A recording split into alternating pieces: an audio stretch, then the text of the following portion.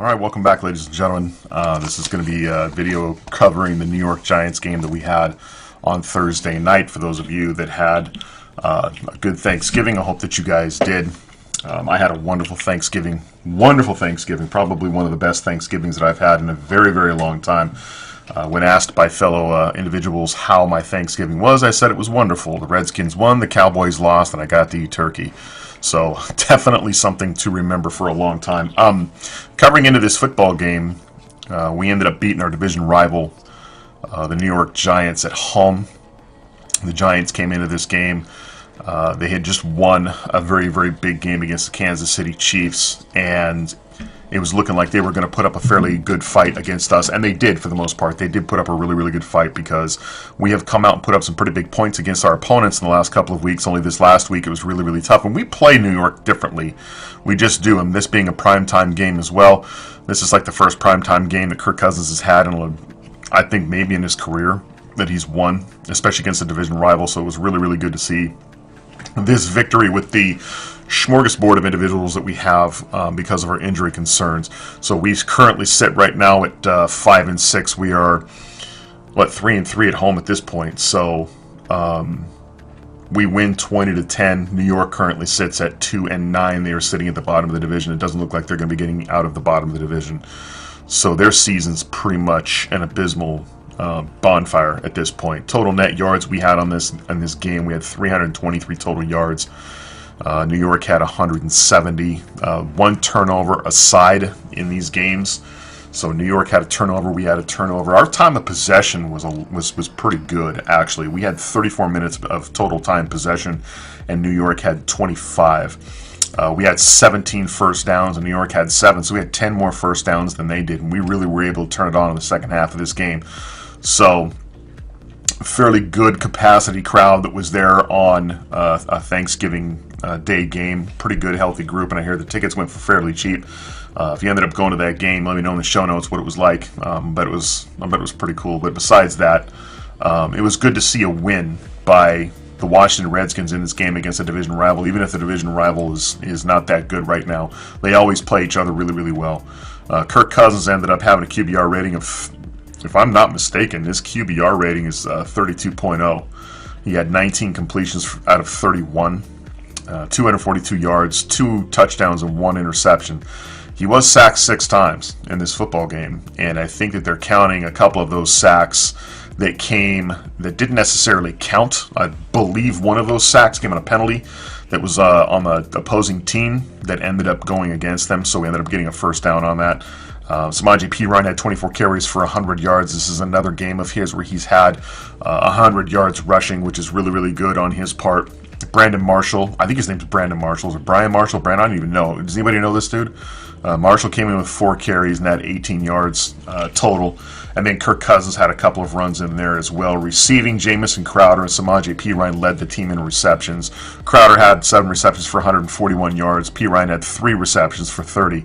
We had some catches in there by Doxson and Paul. Niles Paul we used a couple of times, three completions for him. I believe he was targeted 5 times and was able to come down with 3 of them. And then, of course, Marshall as well, who we've kind of brought in as a third down back in third down situations, which is a scary prospect if we're going to be playing against other teams that are going to be better than the New York Giants, because Harris had a couple of gaffes in this game. Definitely something we're going to be going into here in the future of this particular episode. But Ryan Grant had 1 catch for 3 yards. Not a bad smattering around of targets, but it's very, very obvious right now with Jordan Reed out of the lineup and with no real signs of ever coming back. At least for a while, Jamison Crowder seems to be our big third down target, at least one of our big targets for our quarterback to throw to. One of the only guys in the team anymore right now that Kirk has a complete level of confidence in. So kind of going over the game breakdown here with the New York Giants. A couple of things. One of the things that was very, very obvious in the beginning of this game was that the New York Giants were going to be focusing on number 88. There's a couple times in their first couple of series where Evan Ingram was a guy that Eli Manning was trying to get started, was trying to lean on.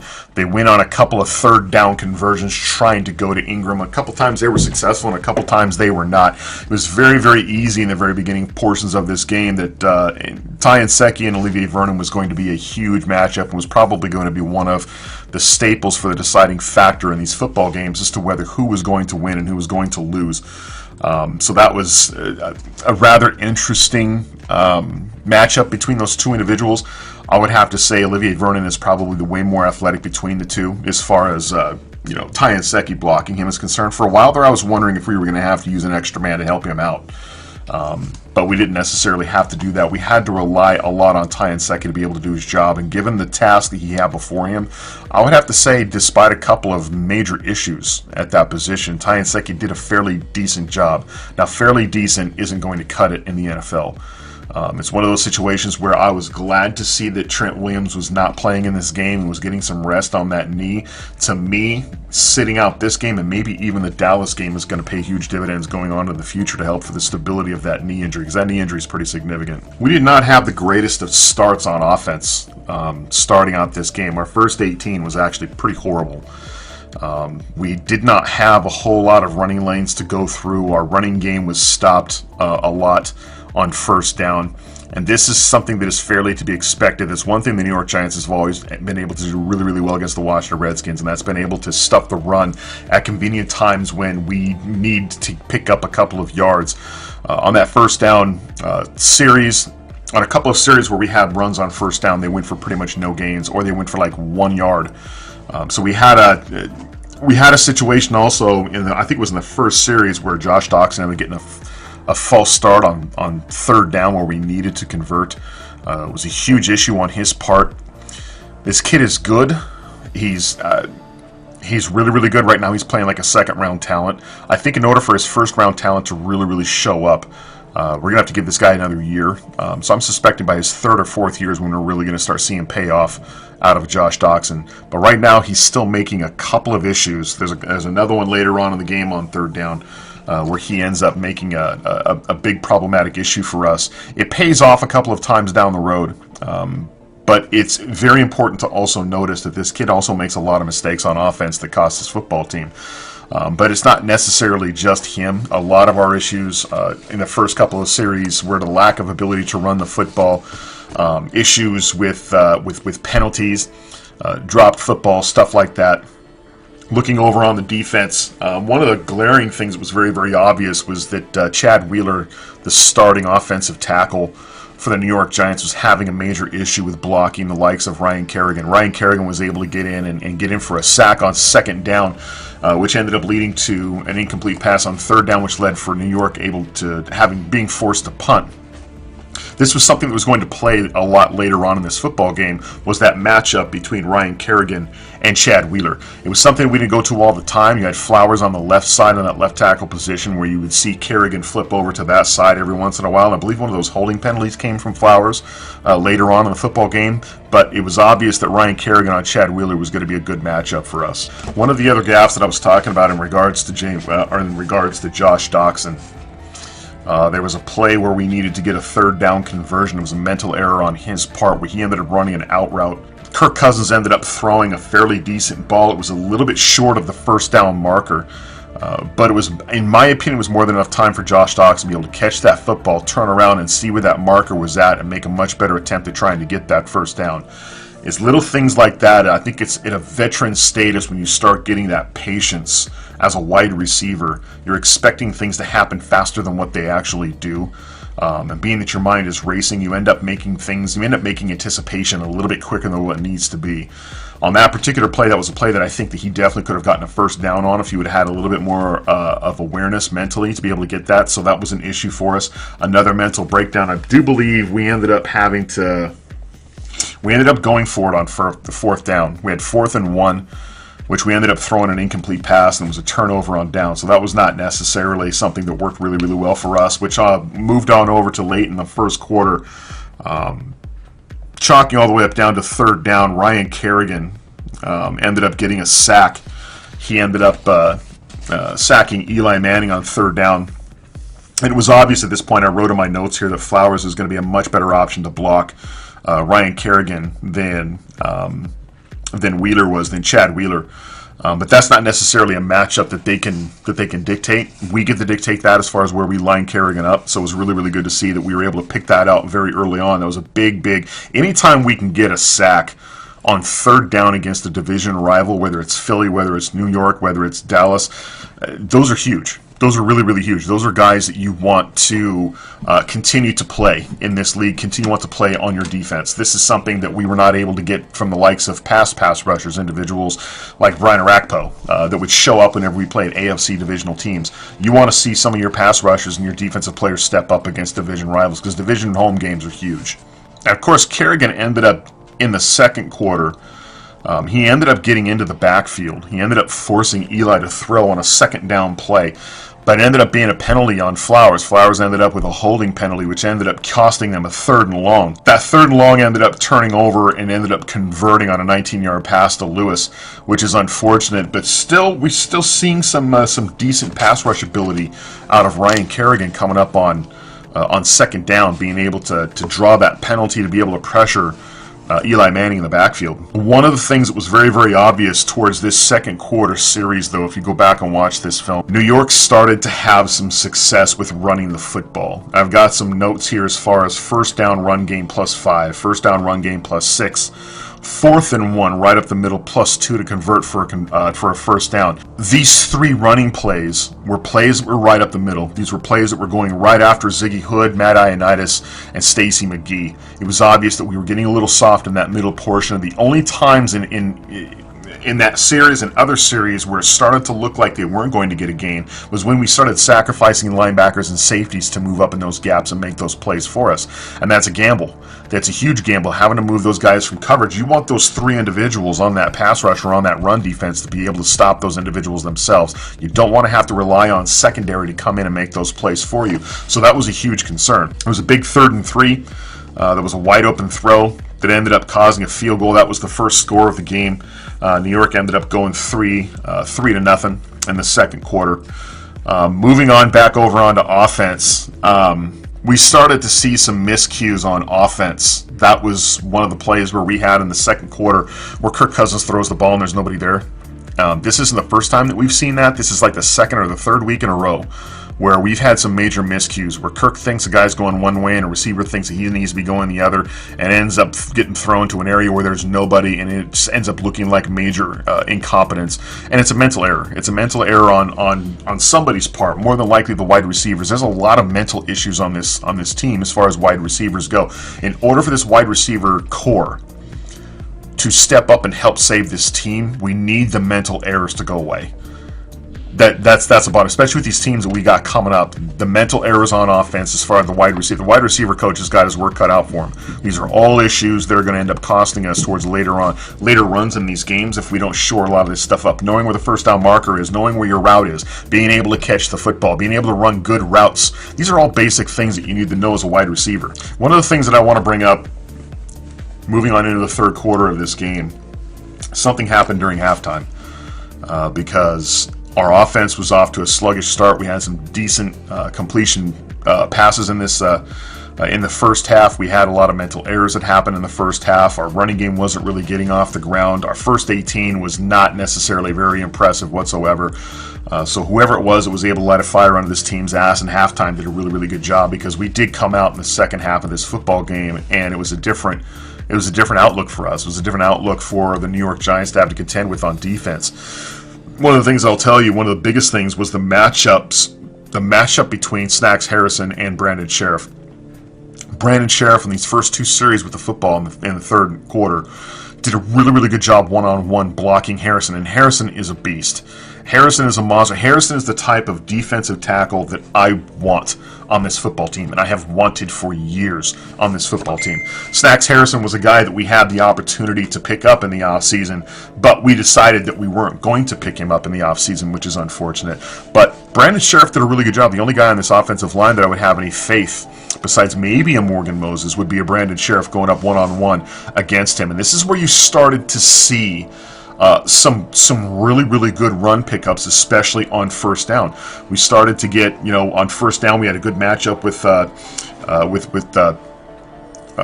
Brandon Sheriff and Snacks Harrison again, which led to a fairly decent gain in yardage. We started to see some big +4, +6 running yardage by our running game with Samaj P. Ryan. There is a play that I want to call attention to that made us successful a couple of times on running the football. It is a play where single back set, the center has to block his man out to the right. The guard to the left has to pop out and guard second level and pick up a linebacker, while the left tackle chop blocks the defensive tackle that's in front of him. So you have a defensive tackle, a defensive nose that have to be taken out of this play in order for the running play to work. 2 or 3 times that we saw this play where we had some really good yardage. There was something that we saw early in the third quarter, and we also saw it later in the third quarter when we started to get some success on runs. That is something that we can look forward to when we come to play against Dallas. Take a look for this play. Also take a look at it when we go to play against the Chargers. The LA Chargers coming up. This is going to be a play that's going to be help. I honestly think this is a booster. This is a booster to help boost this running game, which has to be a staple with the injuries that we have on offensive line. One of the things to help you with your offensive line is to get the running game going. Now, in the third quarter, right around with about 10 minutes left in this game, we had a couple of issues on this drive. One of the issues that we had, and this was a drive that we actually scored a touchdown on. Very first down, we ended up getting flagged for a false start. This was an issue that's on Kirk Cousins. A situation where we get out of the break really late, get down to the line of scrimmage, and Kirk sees the coverage that we're in, the coverage that New York is in, goes to make an audible call, takes a look at the defense, goes to make an audible call, and he knows that when he goes to make an audible call on this particular play, he's going to have a man run in motion across the face of the offense. He doesn't call motion until like 2 seconds are left on the clock, and before we even get the ball hiked, there's a flag for delay of game. That, unfortunately, I would have to put on Kirk. That's a mental error on his part. He's going to have to be a little bit more conscious of where the shot clock is at, the timer on offense, in order to get this football snapped, to get the play off the ground. If you see a play and you need to make a play change, maybe he needs more time to be able to do that. I don't know. Because there were a couple issues with being able to call plays in on time, so I don't know if that was necessarily an issue, but I don't necessarily think so. I'm pretty sure there was about a good 10 to 12 seconds left on this clock when he came out when he was actually ready under center to make this play call when he decided to make his audible. He's just got to be a little bit more expeditious than that. We ended up moving down with a completed pass on 1st and 15. There was a really good play that we had on first down on this particular series where we were showing run. We were showing run first down. We've been running really well with this football on first down. Instead of actually running the ball, we block like we're running. We ended up coming back with Jamison Crowder behind the linebackers for a huge gain. Now, that particular play with Crowder ended up making that completion. That particular play put us in scoring range. Third down, we had a false start penalty on Ty and Secchi, which brought it back even farther than which knocked us out of field goal range. 3rd and goal with 3rd and 15, Cousins ends up extending the play. Crowder finds a spot in the coverage, and Crowder's been finding spots in coverages all season long. But he ends up doing a really good job against the New York Giants when he comes to finding that soft spot in coverage. It was right behind the linebackers in the middle. Kirk Cousins on 3rd and goal does not necessarily... 3rd and goal, mind you, this is 3rd and 15. With the false start penalty, this is 3rd and 15. So we're 15 yards out. Kirk Cousins finds a wide open Jamison Crowder at the end of the end zone, throws the ball a little bit short, but Crowder does a great job coming up and catching the football to make this score Washington 10 and New York 9. Flipping the page over on my notes here, DeShazer Everett, I have him actually saving us on a play with Ingram. Again, remember on 3rd down, I got here on 3rd and 8. We have an all-out blitz that ends up becoming an incomplete pass. DeShazer Everett does a really good job on Ingram. Ingram was a target, again, like I had said before, for Eli Manning. He loves to go to Ingram on those 3rd down plays because Ingram is a really good talent. On this particular play, DeShazer Everett does a really good job on coverage. He doesn't necessarily isn't responsible for this incomplete pass, but he puts himself in a position that even if it is caught, he's still going to be tackled short for the 1st down. So a great play on his part, great play on defense. It was something that I definitely wanted to bring up. And again, in my notes, I ended up writing that Eli ends up going back to Ingram. It was a huge stop in the secondary, and that was a series that they ended up punting. New York had a lot of punts in this football game. And of course, going back into our next series again with the Jamison Crowder 2nd down and 13 completion. Was a huge gain, again, right over the middle behind the linebackers and with a one-on-one matchup. I'm not sure exactly what type of coverage they were in on this particular play. I'm pretty sure it was man. But he ends up getting behind right into that soft spot and ends up getting that conversion. Crowder ends up running a great route. If you want to see on that particular play, 3rd quarter, right around 5:29 is when that series starts, but it's the second play, 2nd and 13. And that was a play on 1st down that we ended up running, but we ended up missing a tackle, and we ended up having a 2 or 3 yard loss. But on 2nd and 13, Jamison Crowder runs a route where he ends up faking the inside and coming back to the inside and making a great catch. This is what you want to see as far as wide receivers gaining separation, wide receivers running routes. If Terrell Pryor truly wants to learn how to be a wide receiver in the NFL, this is the type of skill set that you need to have. This is what you need to do. This is the type of effort that I don't see out of him when it comes to running his routes. Jamison Crowder putting on a clinic in this particular football game on how to be a reliable wide receiver, especially a slot receiver for Kirk Cousins and the Washington Redskins. One of the things that I'm going to point out on there as well also in this series was Olivier Vernon. Olivier Vernon, that matchup with Ty Nsekhe, it ended up biting us in the rear end a couple of times. Ty Nsekhe had some really good plays in this game, but there were also plays that he was going to give up, and that was going to be the give and take throughout the course of this game between Nsekhe and Vernon. Because on this particular series, I have us down on 1st and 10. We ended up getting a sack, which was a line breakdown on our offensive line. Ty Nsekhe versus Olivier Vernon, which was a huge ask for Nsekhe to be able to pick him up on this particular play, but he had to. Olivier Vernon, who did a really, really good job of getting by Ty Nsekhe to go in for the sack. Also, moving down on 3rd down and 13, which was a delay of game on on our offense. See what I have down on my notes here. The defense was showing blitz. We ended up putting somebody in motion, which let us know that it was man coverage, but we ended up just getting the delay of game. I don't necessarily have exactly who it was that was at fault for that particular delay of game. There was no shift on defense. It was not something at the last minute that we ended up missing. They did show blitz. It was man coverage. They didn't show that man in motion until about 2 seconds later, which ended up getting a delay of game penalty. Another delay of game penalty in this game, something that needed to be shored up. And then moving on over to 3rd and 18, that was the play where we ended up having to throw it away, but it ended up getting tipped by our running back Mitchell, and it was intercepted by the defense, which ran it all the way back to like the 1 yard line, which caused this game to be tied at 10-10. It's questionable as to what happened on that play. It'd be interesting to find out from Kirk on Monday what happened. I didn't necessarily catch the breakdown as far as the interview after the football game. It's questionable as to whether he either tried to throw this ball away or whether he was trying to actually make a complete pass. He didn't like the coverage he was in, I can tell you that right now. He didn't like the coverage, decided to throw the ball to the left sideline where the running back was at, and the running back tried really hard to catch it, which may have been a gap on his part. I don't know. All I know is that this is the play where you think that Kirk Cousins gets his foot stuck in the dirt. I'm not buying excuses here. I don't care. You know, you're a professional football player. If you're throwing the ball away, you can throw the football away on 1 foot. I mean, you can. Most players in the NFL can. In fact, you can. If you think about it, you can pick up the football and with 1 foot throw it to the sideline. It's not that hard. But if it's trying to be a completed pass and his foot gets stuck, then okay, maybe I buy that. It throws your trajectory off, not being able to lift your foot up. I don't know, maybe that hash mark in the chalk comes up and trips you. All I know is it looked really, really retarded, and it cost us huge. So that one I'm putting on Kirk Cousins. I'm not sure what he was trying to do. Either way, it's not good. Now, coming up on the end of this 3rd quarter was when Morgan Moses on a run play on 1st and 10. We ended up gaining +3, +2 to make 2nd and 7.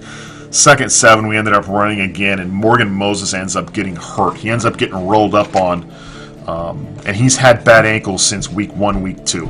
And he's been fighting massive ankle injuries since then, and he had a big body, I believe it was Harrison, that rolled right up on his ankle. Looked extremely painful. He hobbled off and was under his own power, but barely. We ended up bringing Catalina in at right tackle. And from that point on, it was the Ty Inseki, it was the Inseki Sprinkle Show. It was the Inseki Sprinkle Show, because for like, to watch this, I've watched this series several times, third quarter, 2:45 left in the game. Ring that up, because our running game to the left was just, it was phenomenal. This Sprinkle kid had done a really good job blocking one-on-one. Ty Inseki did a really good job blocking one-on-one, which means Olivier Vernon was put to task on these particular run plays, because we had run plays, gains of 7 yards, first down and 10 plus 9, which was a run to the left. Second one we ran again, which converted, got a first down, ran it again to the left, plus 8, which was huge. We ran it again for no gain, because we ended up pulling our right guard and right tackle. Didn't necessarily work the way that we wanted to, which gave us to 2nd and 13, which caused a completion, a huge completion to Jamison Crowder. Again, one-on-one matchup. Huge play on our part. Actually, no, that was the end of the third quarter. Was the end of that run game. I'm reading on over into the other end of the notes here, but yeah, that running game for a couple of series did really well for us. Starting with the fourth quarter, we ran the ball to the right for a short gain. First down, passing complete, decent defense, which brought to 2nd and 10. Run up the middle for plus 6. Really good job. And then, of course, third down and 4, a sack by Jason Pierre-Paul. He's good for at least one of these a game. One of these a game on third down. He's done this for years against us. Third down, third, fourth quarter, JPP steps up and makes it. You save himself for that third down play in the second half. So he's got that part down. And we ended up, that sack was the one that ended up knocking us out of field goal range. We ended up having to punt instead of going for a field goal. Now on this next series in the fourth quarter with 11:41 left to go, on third down and 6, we ended up passing to Harris, which was short. We ended up we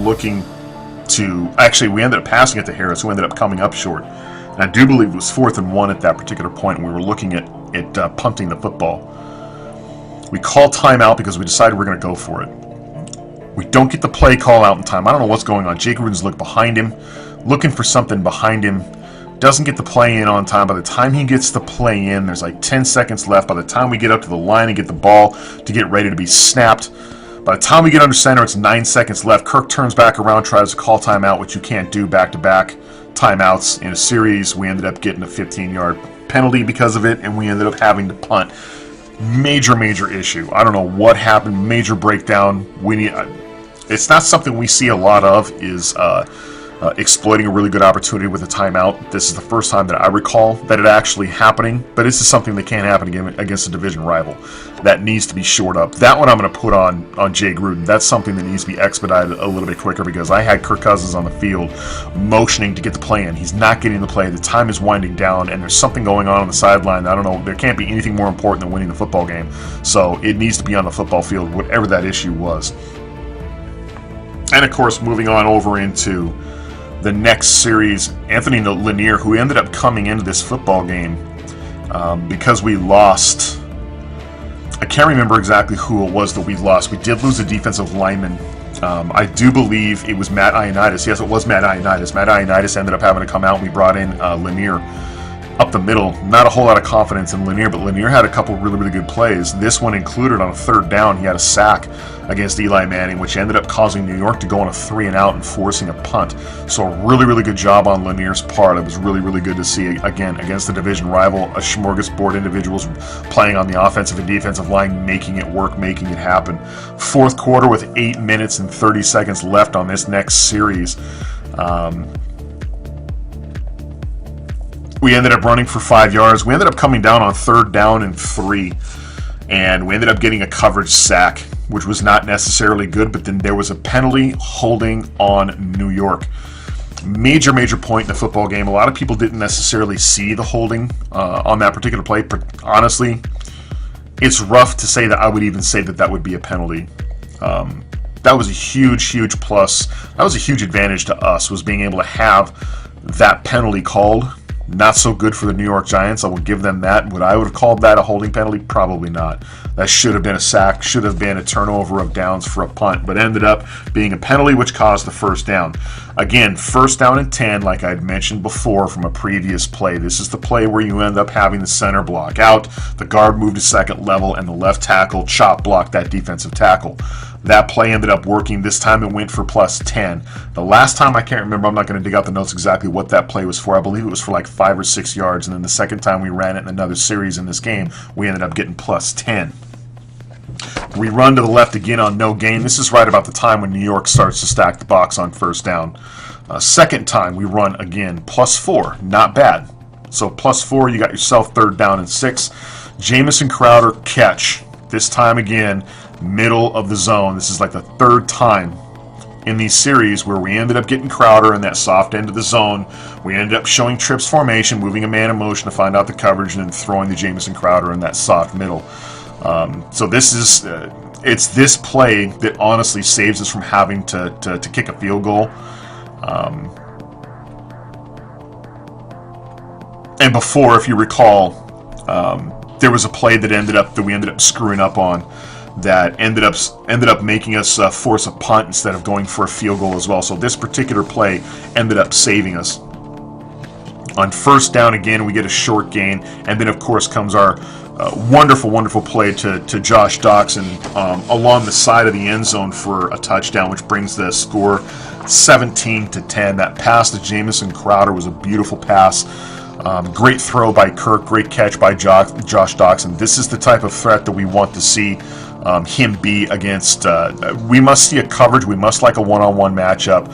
And to tell you the truth, that long a developing play is not something that was working a lot against for us in this particular game. Some of these long extending plays ended up in sacks or incompletions because we ended up having to either throw it away or the pass ended up being off. But this particular play, it did really well. And I do believe that was, taking a look at my notes, that was a second down.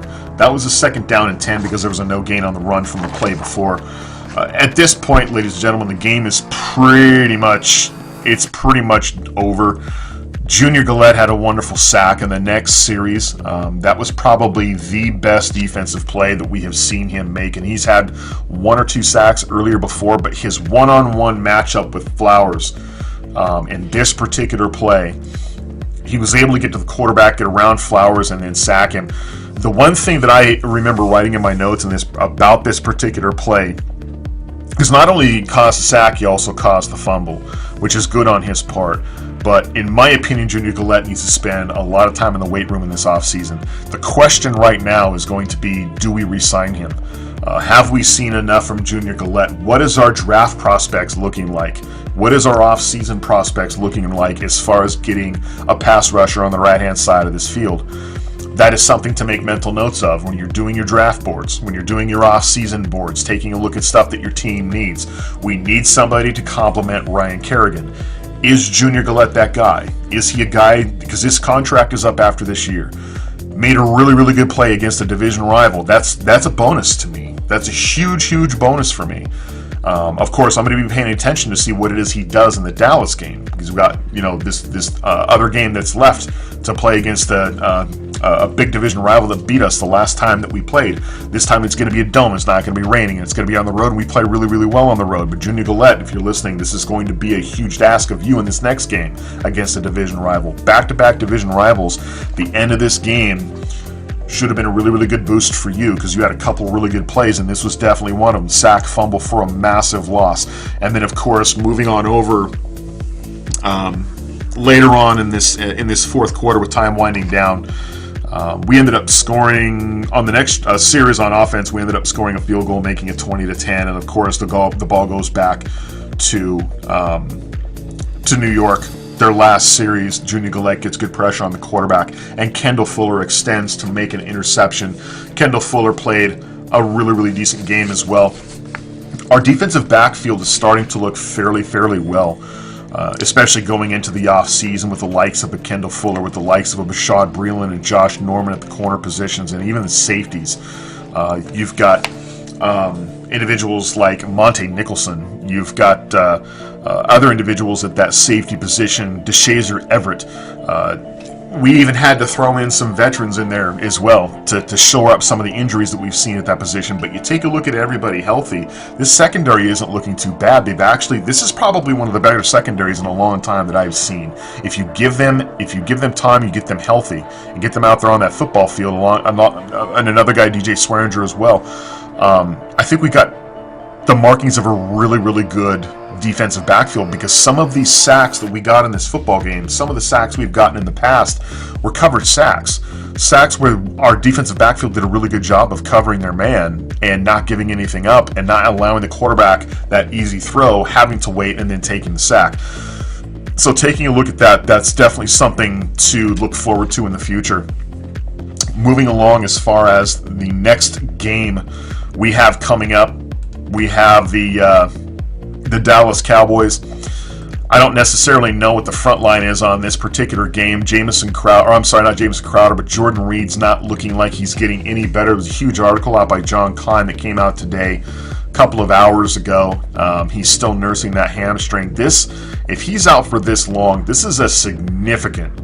They have not let us know exactly how significant this injury is, but this is a significant hamstring injury and I think they're downplaying it, personally. If he's still not back, and this is more than just a little bit of a hyperextension, this is more than just tweaking, he's done something significant to this hamstring.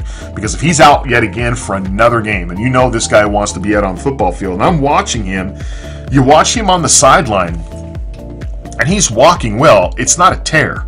If it was torn, he wouldn't be walking around the way that he's walking around. Without a limp, he's not necessarily showing a whole lot of difficulty. There was a shot in this game where you could see him walking around on the sideline. He had the Redskins overcoat on, and I don't know. To me, it seems like that there's something fishy going on with this injury, and it's taking him a long time to get back. And it looks like it's going to be even longer before he returns to the lineup. And obviously, I think it's painfully obvious we can win without him, but it's a lot easier for us to put points on the board and to put that football down the field when he's healthy and when he's able to play.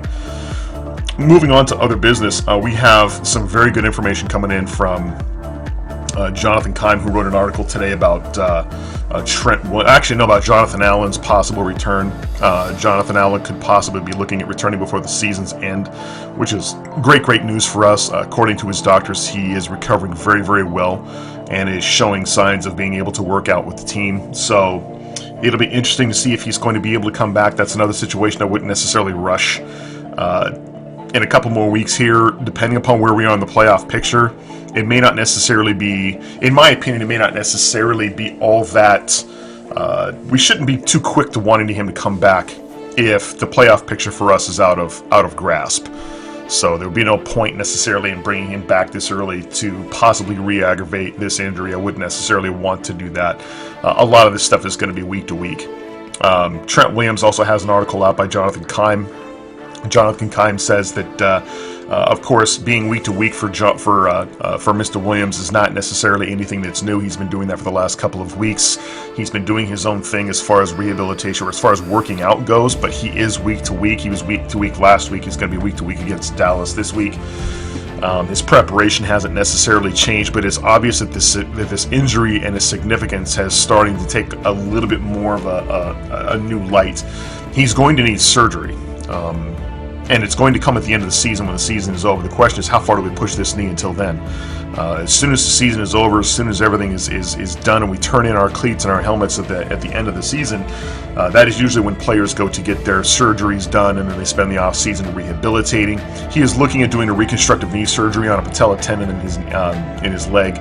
That's going to take that could take a 6-month recovery, 5 to 6 month recovery, and that's depending on how he responds to that recovery. He could be out until the start of training camp. He could be out until the very start of the 2018 season. So a lot of this is going to be predicated on his recovery process in regards to that surgery. So some interesting news there as far as the Trent Williams front is concerned, which brings up another segue that I want to make in the argument that I've been hearing the last couple of weeks in regards to Trent Williams. There has always been this lingering debacle about putting our best offensive lineman out on the football field possible, and that was the the individuals out there that are touting the argument that we need to have a Ty Nsekhe at left tackle and a Trent Williams at guard. This was something that has come up before in my previous videos, and it was asinine before when I was talking about it then, and it's even more asinine now, only because we only had a one-game taste, probably not even that, it was like half a game to sample Ty Nsekhe playing at left tackle and Trent Williams playing at guard. We had to do what we had to do on offensive line to get that to work. Ty Nsekhe did not have a working grasp at the guard position, and Trent had a little bit better of a grasp on us, so that's why we moved Trent to guard. And one of the major arguments that we'd always come up with, you're not going to pay that kind of money to a guard. You're not going to pay left tackle money to play left guard. In my opinion, Ty Nsekhe should learn the guard position if he wants to become a little bit more viable on a football team. But the argument for putting him in there was only half a game deep. I think that argument could probably be squashed now after looking at the New York Giant game and taking a look at what Olivier Vernon did to somebody who's not at an all-pro level at left tackle.